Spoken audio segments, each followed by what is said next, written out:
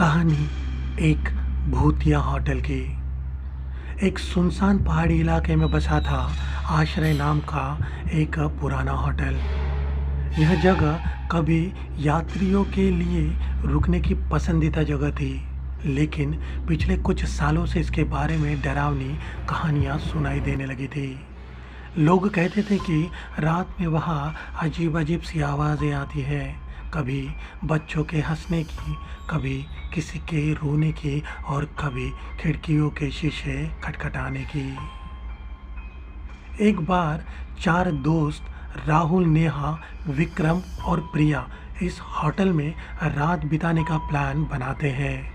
वे इसे एक रोमांचक साहसी यात्रा मान रहे थे।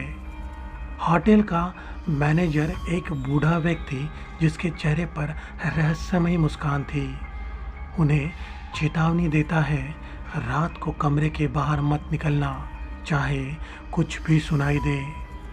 दोस्त हंसकर उसकी बात को टाल देते हैं। रात के करीब 1 बजे जब सब अपने कमरों में थे, राहुल को अपने दरवाजे पर हल्की खटखट सुनाई दी। उसने सोचा शायद कोई दोस्त मजाक कर रहा है, लेकिन जब उसने दरवाज़ा खोला तो बाहर कोई नहीं था। हवा में ठंडक थी और दूर से एक फुसफुसाहट सुनाई दी, यहाँ से चले जाओ। राहुल ने डरते हुए दरवाज़ा बंद किया और बाकियों को बताया।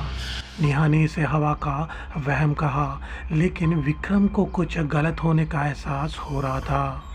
तभी प्रिया चिल्लाई। उसने खिड़की पर एक साया देखा था, एक औरत का, जिसके बाल चेहरे पर बिखरे थे। जब सबने खिड़की की ओर देखा तो वहाँ कुछ नहीं था, लेकिन खिड़की का एक शीशा ठंडा और धुंधला हो गया था, जैसे किसी ने उस पर सांस छोड़ी हो। अब चारों डर गए थे। रात गहराने लगी और हॉस्टल की बत्तियां टिमटिमाने लगी। अचानक बिजली चली गई और पूरे होटल में अंधेरा छा गया। तभी गलियारों से किसी के चलने की आवाज़, धीमी भारी कदमों की। राहुल ने टॉर्च जलाई, लेकिन उसकी रोशनी में कुछ नहीं दिखा। एक काली आकृति जो दीवार पर रेंग रही थी। दोस्तों ने एक दूसरे का हाथ पकड़ा और कमरे में ही रहने का फैसला किया। सुबह होने तक वे डरे सहमे जागते रहे। जब सूरज निकला तो वे होटल से भागे। मैनेजर ने उन्हें जाते हुए देखा और वही रहस्यमयी मुस्कान लिए कहा, मैंने कहा था ना, रात को बाहर मत निकलना।